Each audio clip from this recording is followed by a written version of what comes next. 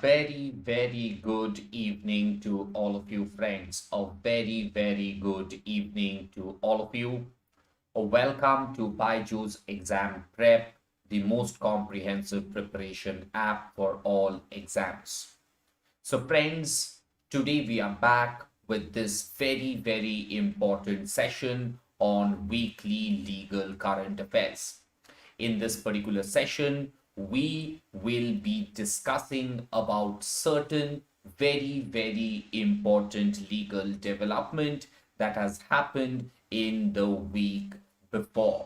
So today we shall be discussing about certain very important legal developments, certain judgments from the Supreme Court, certain judgments from various high courts like the Karnataka High Court and the Bombay High Court. So today we bring to you what has happened, that is legal developments that did take place in the week before. So guys, this particular session we bring to you so that you are aware of the legal developments, since legal developments are very important and crucial from the point of view of your examination. So a very good evening to all of you. Welcome all to BYJU'S Exam Prep. So guys, without much ado, let's begin. The first important legal development has come from the Delhi High Court. Now, I'm sure that you must be aware of what is manual scavenging. Now, there are certain septic tanks as well as drains and other sewers, right? Now, in olden days, there were no JCBs and all these vacuum cleaners. Now, men used to get into those septic tanks and clean the sewage. Now, over the years, various instruments, various machines have come into being. And as a result, these human beings today are not required to go into the drains. Okay? So there was this situation which was prevailing for a number of years where human beings used to enter the septic tank and the sewers to clean them manually. In the year 2013, the Parliament came up with this prohibition of employment as manual scavengers and their Rehabilitation Act of 2013. So there was this particular law that was drafted and was passed by the Parliament, which prohibited manual physical cleaning of septic tanks and sewers. Is that clear?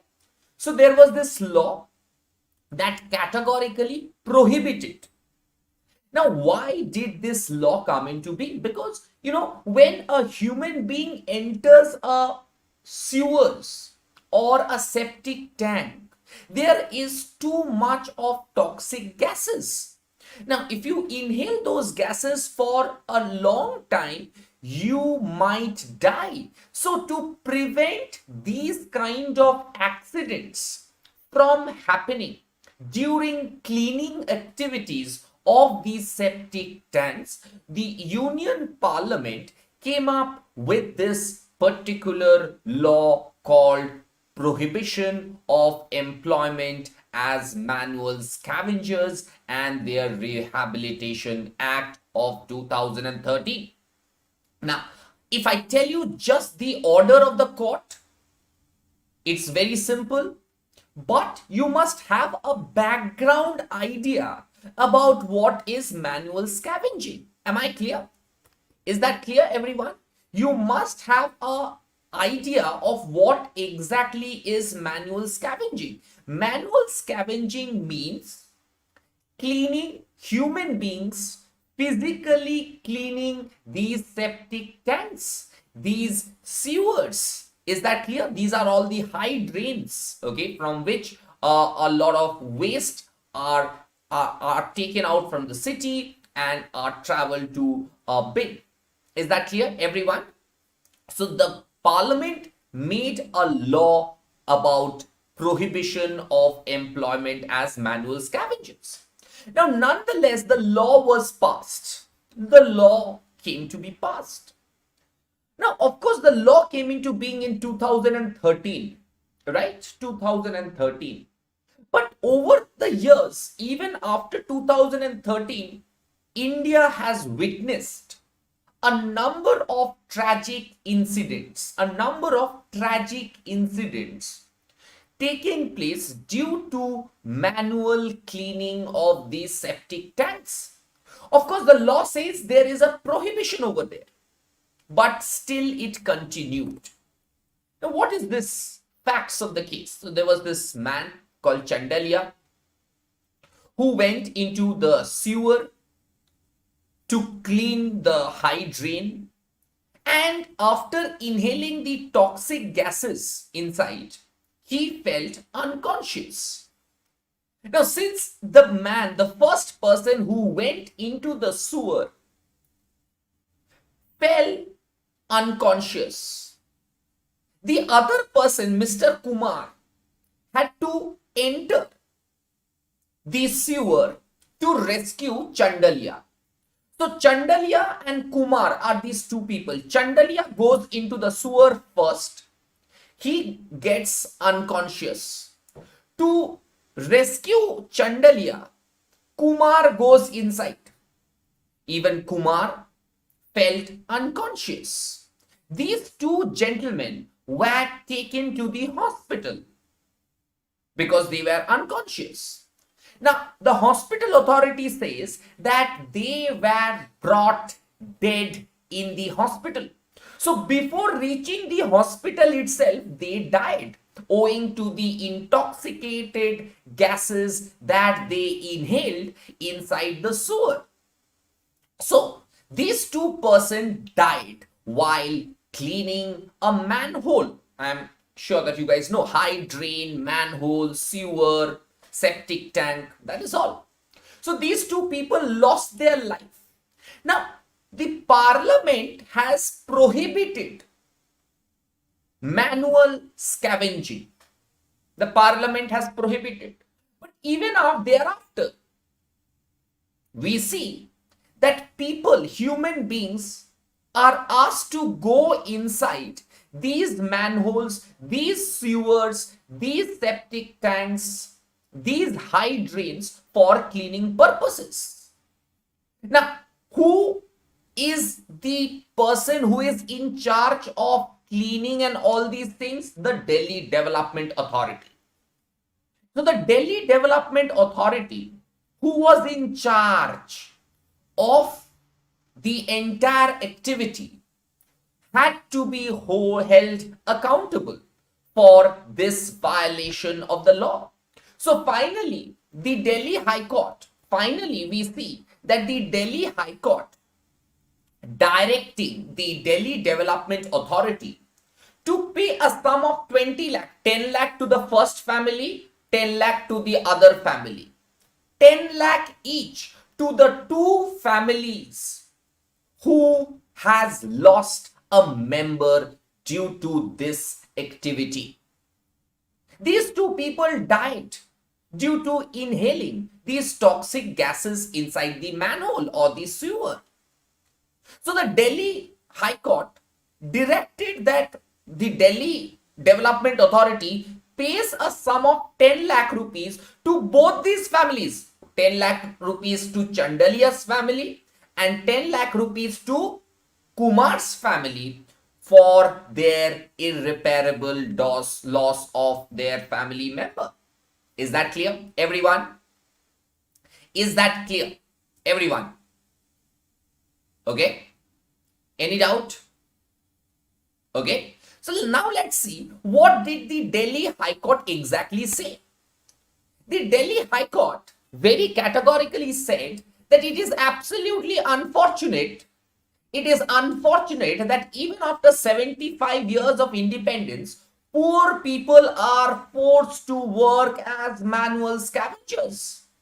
And the provision of this act, that is the prohibition of employment as manual scavengers and their rehabilitation act 2013, and the rules are not being followed. So the parliament made a law prohibiting manual scavenging.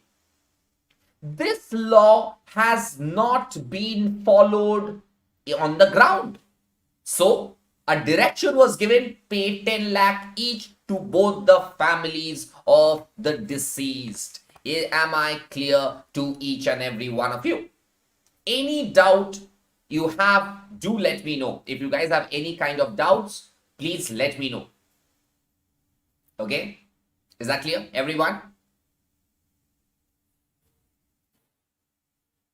Any doubts?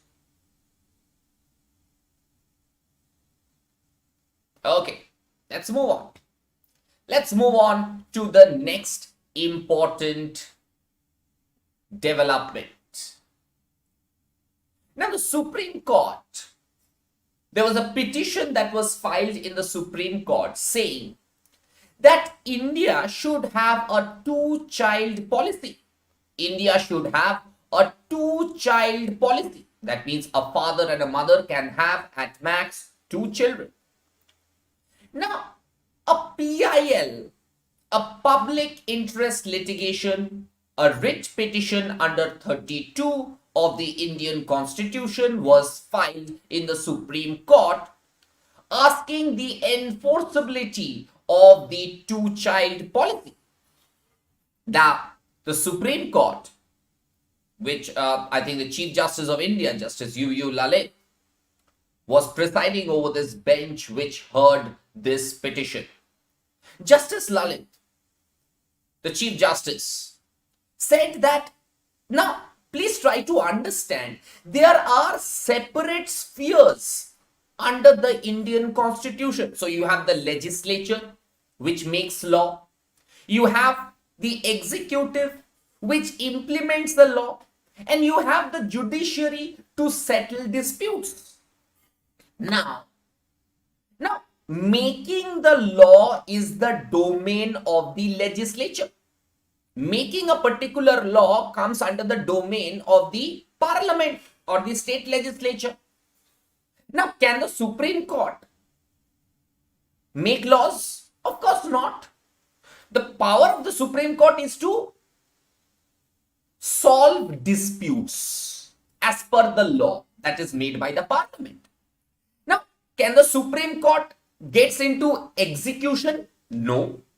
The Supreme Court function is very different. There is a separation of power under the Indian Constitution. Now, today, this two-child policy, which is being questioned before the court, is an executive function.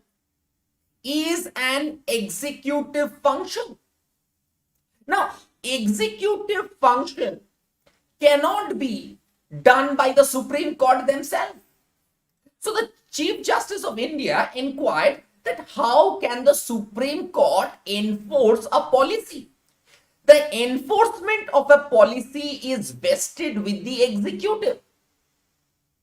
The enforcement of a policy is with the executive. The parliament has framed a law. It is the executive which is going to execute that law.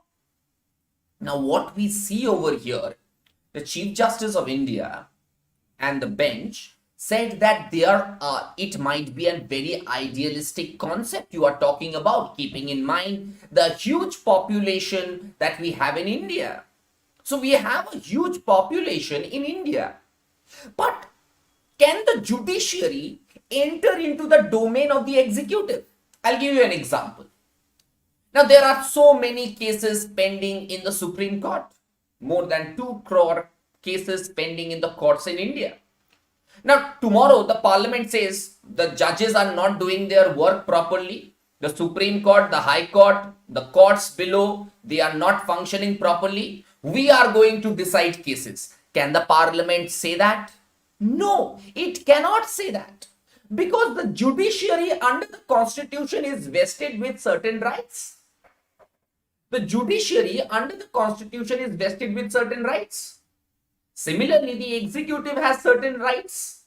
Similarly, the legislature has certain rights.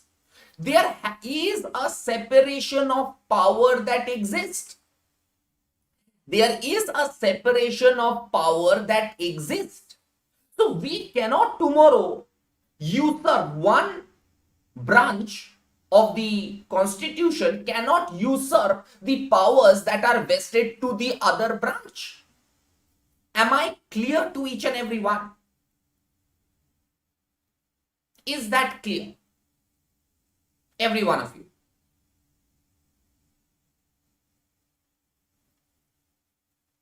Okay? Okay. Brilliant. Okay. So the Supreme Court said that there are so many things that are idealistic in nature. But at the same time, when it comes before the court of law, the enforceability is one of the issues. How can one enforce such a direction? Now, how do you enforce? Now, suppose a law is made and if it is unenforceable, people cannot. If people cannot follow the law due to certain circumstances, now in a country like India, do we have enough resources that in the tribal area also you can enforce this two-child policy? No, you cannot. We cannot enforce a policy like that throughout India because half of the country does not have police. Now, do you have police? How many police do you have in Ladakh, in Zanskar, in the tribal regions in Andaman? No, it is not, right? So the Supreme Court said that this kind, but every problem does not have a solution under Article 32 of the Indian Constitution. For every problem, you cannot come to the Supreme Court under writ petition. Is that clear? Every one of you. Okay? Is that clear to each and every one? So guys, if you are liking this session, do press the bell icon. Okay? As well as do press the like button also. Okay. Moving on. The third important legal development. Now, in a matrimonial relationship, husband and wife relationship, if the wife wants to do a job, wants to go out, do a job, does it amounts to cruelty? Now, suppose the husband tells the wife that, no, you cannot do a job. You have to stay at home. You will have to be a housewife. Now, if the wife wants to go out and have a job, to pursue a job. Now, here we see that the husband did not want his wife to do a job. Now, the wife wanted to do some job, right? Now, the husband goes to the court and says, I want a divorce. Why? Because the wife wants to do a job. I don't want to allow her go outside the household. So that is cruelty on me. Now that she is doing a job, I want a divorce from her. The Supreme Court said that, look here, ordinary wear and tear is a part of a family life. Now, jhagda, some jhagda between the husband and the wife is absolutely normal, right? Every family, brothers and sisters fight, so husbands and wife will also fight. I'm not talking about physical fight, I'm saying about quarreling. These kind of fights happen, not the physical one. Now the Supreme Court said the wife is a qualified person. The wife happens to be a qualified person. And if she is desirous of doing a particular job, does it mean that it is cruelty on the husband? No, it does not. Now, you cannot say that if you are married, you get a wife and her only job is to look after the family and to produce children. No, that is not the job. A woman also have equal rights like a man. The right of a woman to have reproductive choice is an inseparable part of her personal liberty, which comes under Article 21 of the Indian Constitution. So, a woman can never be forced. She cannot be forced to give birth to a child. Is that clear? There are two things. The ordinary wear and tear is a part of family life. थोड़ा बहुत झगड़ा husband और wife के बीच में is absolutely natural. If a wife wants to do a job, it does not amount to cruelty.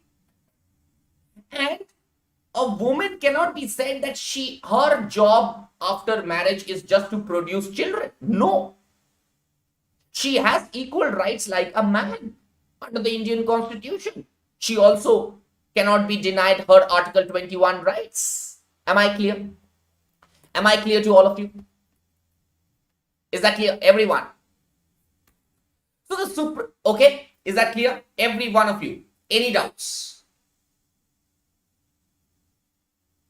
Any doubts? Okay. I think there are, is there any doubt, guys? Any doubts? Any doubts? Yes, this is Ashwani Kumar Upadhyay versus Ministry of Health and Family Welfare, Alifia Yusuf. You are absolutely right.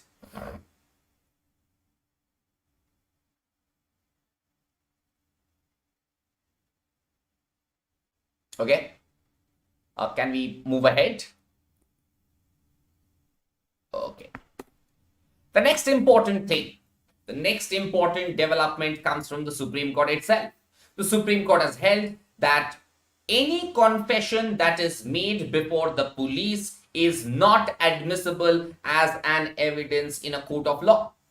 Even if a criminal has accepted in front of the police that he has done a particular crime, he has given a confession that has been videographed or video recorded, it is not admissible as an evidence.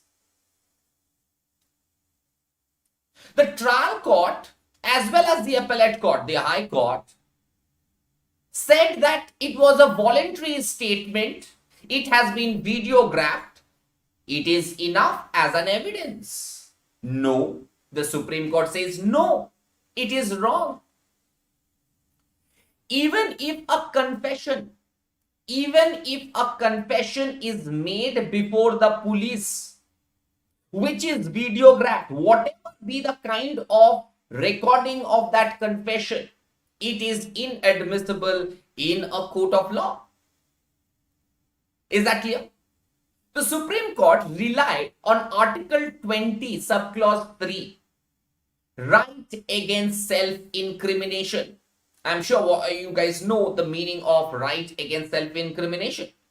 Right against self-incrimination means that a person cannot be forced to be a witness or an evidence against himself or herself. If I am accused of a particular crime, police cannot arrest me or take me to the lockup, beat me black and blue and say that and tell me that you say that you have committed the crime. Now, if a police is giving me a third degree, I will definitely say that I have committed a crime, even if I have not. So, a confession which is made before the police is inadmissible as an evidence because of Article 20, subclause 3, which deals with right against self-incrimination. Is that clear? Is that clear to each and every one of you? Am I clear to each and every one of you, friends? Am I clear? Any doubts? Okay, any doubt, do let me know, guys.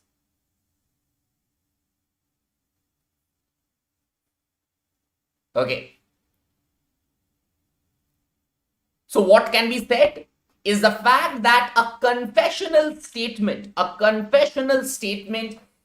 if it is given by the accused to a police officer, it does not play any role during the trial. It is inadmissible as an evidence. Am I clear to each and every one of you? Have I made myself clear? Any doubts? Please note it down, guys. Please note it down. SC, Supreme Court. Supreme Court. SC means Supreme Court. Bhagyashri.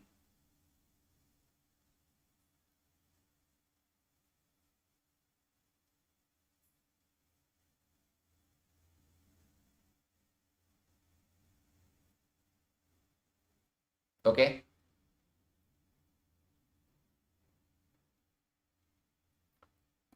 Let's move ahead.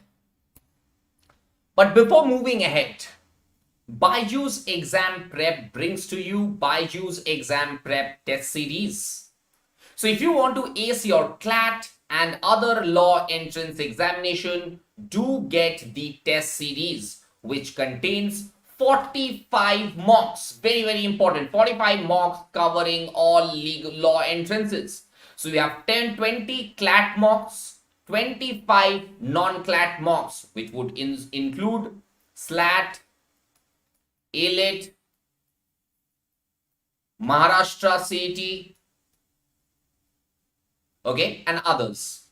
There are 9,000 plus practice question, test covering every single subtopic, 3 all India mock with video solutions, detailed mock analysis, and this particular entrance this mock test is curated by NLU alumni, and it is based on the actual exam pattern. So if you have time, if you want to understand how CLAT will be, do get the test series from BYJU'S Exam Prep. A BYJU'S Exam Prep brings to you from on 9th of October, 12 p.m. to 6 p.m. Current affairs, English, quant, and legal reasoning marathon round. So there will be a CLAT 2023 hackathon for 6 hours non-stop. So all your important subjects, current affairs, English, quant, and legal reasoning will all be taught for 6 hours in that 6 hours of the non-stop marathon. Moving ahead, the next important development comes from the Karnataka High Court.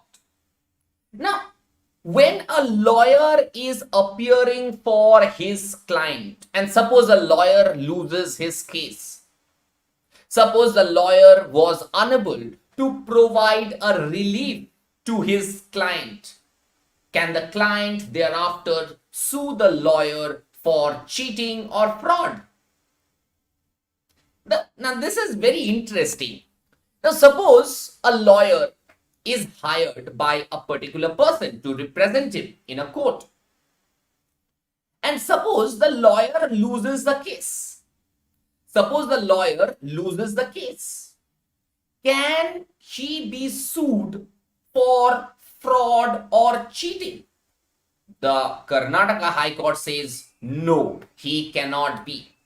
The Karnataka High Court held that an advocate can only appear, make his best effort in the matter. No advocate can either state or hold out that he would obtain a favorable order, or could a client believe that an advocate will definitely obtain favorable order just because he has made payment of the fees to the advocate. Now, just because you pay some fees to the advocate, does it mean that your advocate is definitely win the case for you?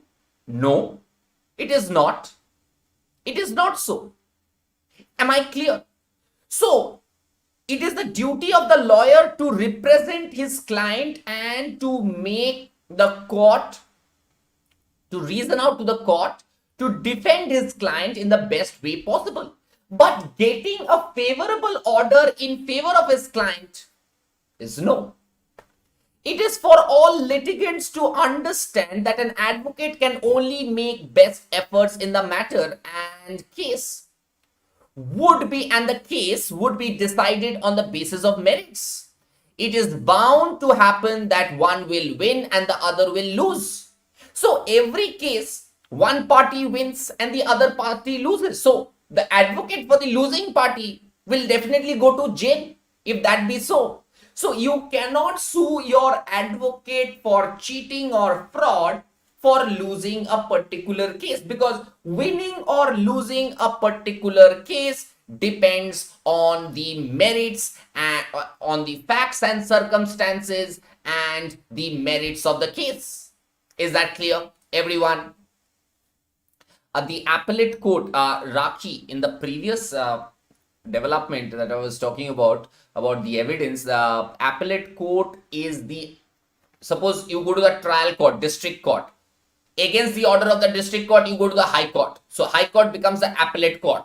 Against the order of the high court, you go to the Supreme Court. So the Supreme Court is the further appellate court. So when you go on an appeal, that is called the appellate court. Is that clear?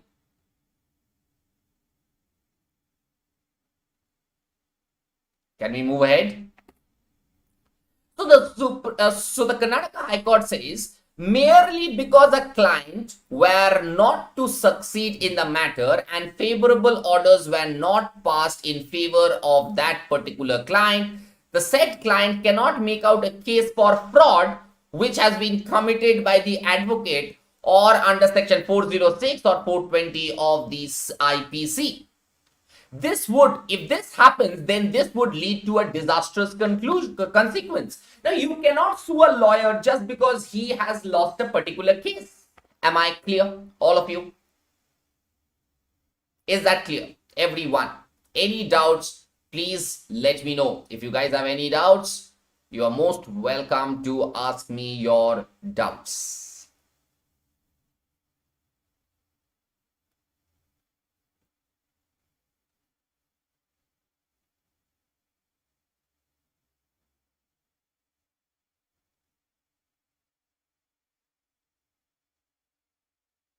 Okay, the people, Alithia says, no doubt, sir. What about the rest? What about the rest? Any doubts that you guys have in your mind, do let me know. Shivam says, clear.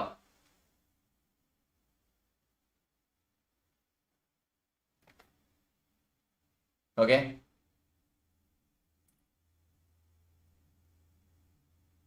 Okay, fantastic, fantastic.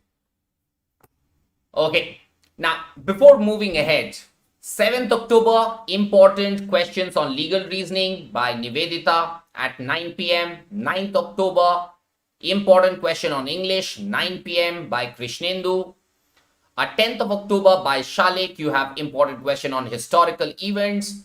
On 12th, you have important question on CLAT by Ankur Sharma. On 14th, you have important question of legal reasoning by Nivedita Raje. 16th, you have important question on English by Krishnendu. 17th, you have important questions on sports and awards by Shalik. And on 19th, you have questions on CLAT by Ankur. So this is a important crash course that BYJU'S exam prep brings to you. Please take a screenshot of it and do not forget to, or rather do not miss any of these classes. Apart from that, on 6th of October, you must do a logical reasoning question by Krishnendu sir.